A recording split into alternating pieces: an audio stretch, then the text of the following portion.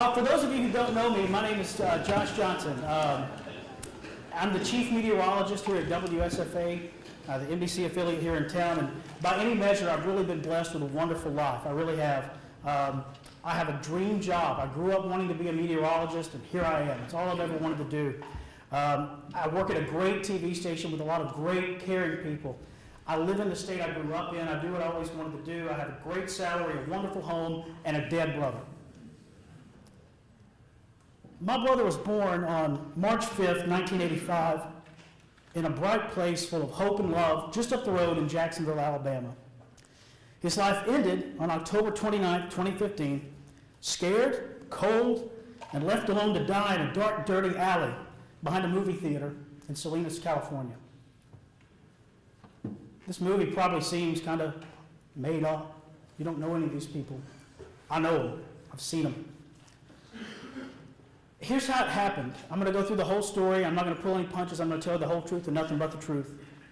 Because I want you to listen carefully. I know you listen to the movie, but our story, me and Chris, it could be you.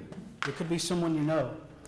Chris and I grew up poor and often faced difficult circumstances in our childhood. We didn't always have all of the things that our friends had or all of the things that we wanted, but we had enough.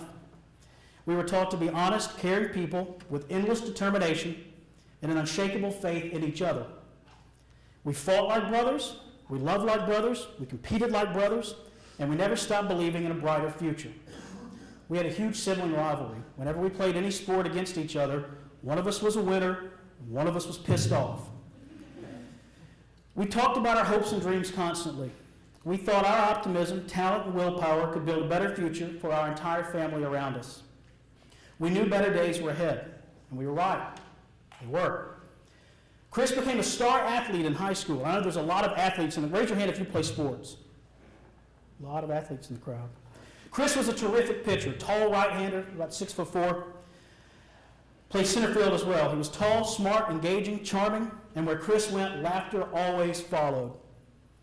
It was impossible to stay sad when Chris was in the room. Chris was a great brother, a wonderful son, and a loving dad to his son Parker. Then with one pop of his knee, our lives all changed forever. Chris tore his ACL playing basketball. Surgery was followed by a word that changed our lives forever, OxyContin. Chris became addicted to pain pills. Over the next 10 years, that addiction slowly grew. We talked to Chris and encouraged him to get help, but he didn't listen. Eventually, Chris ran out of ways to get pain pills, so he switched to a cheaper alternative, heroin. They say heroin's cheap. I don't see how. First, it cost Chris a promising baseball career. Then it cost Chris his college education. It cost him countless jobs. It cost him most of his closest relationships. It cost his 2-year-old son, Parker, a chance to know his dad. It cost me, my only brother, and my best friend. It cost my parents, their youngest son. It cost my brown-haired, infinitely clever, and always laughing brother Chris his life. So don't ever tell me heroin is cheap. It costs me a lot. It may not take much money to buy it, but heroin is the most expensive damn thing on earth. Heroin did give us one thing, though.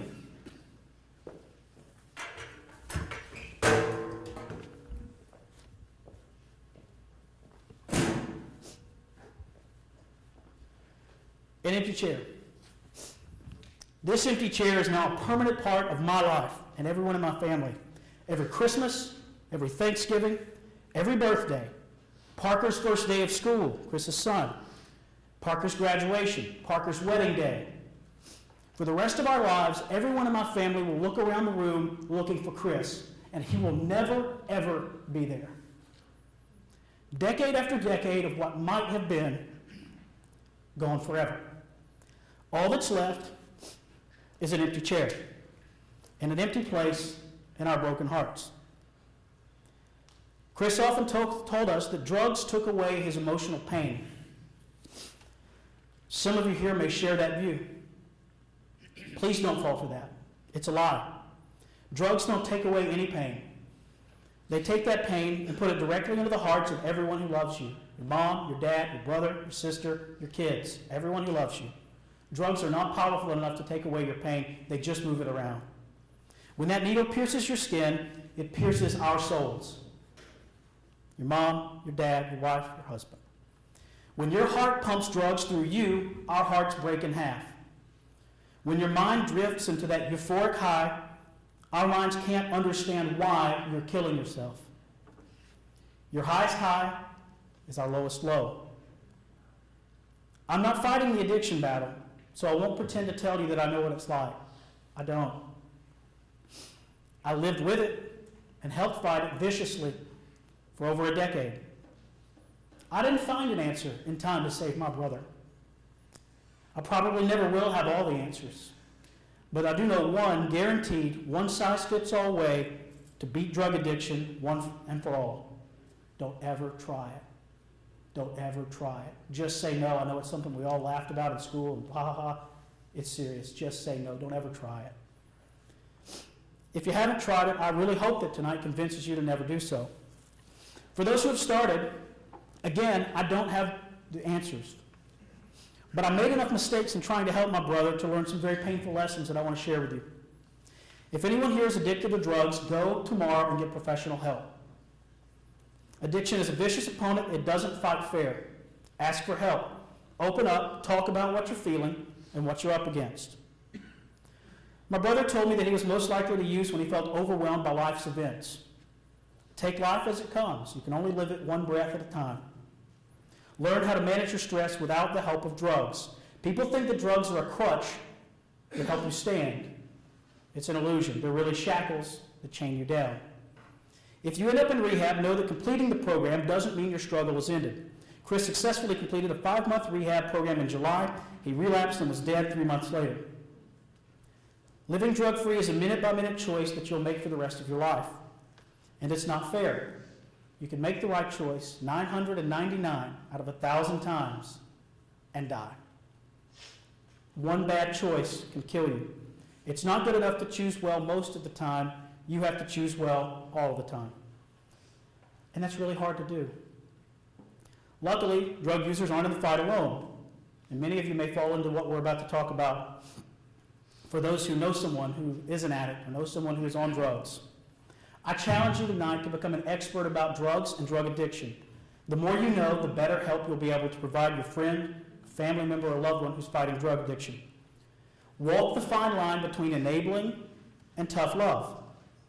Avoid sending the money if at all possible. Be creative and resourceful, but firm. It's really my hope, too, that one day soon our politicians will wake up to what's going on around us.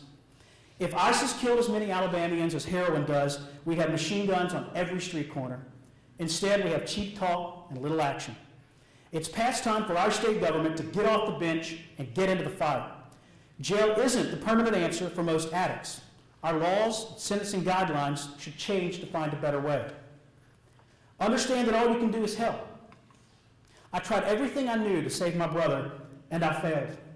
I couldn't change his outcome. In the end, you are only the helper. The drug user is the decider. If you know someone on drugs, love them unconditionally. My brother was high on pain pills at my wedding. We had to grab an usher to take his spot as a groomsman. I was so frustrated that I didn't speak to him for 6 months. Could I have said something in those 6 months that would have saved his life? I don't know. I'll never know. Always love them even when they make you mad. Your love is the best hope they have in their fight. I'd give everything under the sun for 6 minutes with my brother, let alone 6 months that I threw away. Sure wish I had that time back, but each tick of the clock is final. There are no refunds, no exchanges. Use your time wisely. Chris's struggle has ended. It's too late for him, it's too late for me, and it's too late for everyone who loved and knew him. You, though, and the people you know that are fighting drug addiction, still have the one precious thing that I'd give anything to have: time. There's still time. Now is that time. Now is your time to go out and help someone that you know that's fighting drug addiction. Or maybe it's you. Now is your time to choose a different way. The next step you take is the first step of the rest of your life. Don't take that first pill. Don't try it. Look around this room right now. Make eye contact. I want to see some necks moving. Seriously, look around the room. This is our fight. This is our generation's fight. You, me, us. If you're fighting addiction, please know that you don't fight alone. The people in this room stand with you. But we can't decide how this ends. Only the user has that power. You're at a crossroads in your life if you use drugs. Right here, right now, this moment is a time for choosing. You must decide between two paths. And I have seen firsthand how both of these paths end. One takes you to a bright place full of hope and love. The other ends cold, scared, and alone, left to die in a dark, dirty alley behind a movie theater. With all of my heart, mind, and soul, I hope you and everyone you know will choose the right path. Don't let your future be an empty chair. God bless you.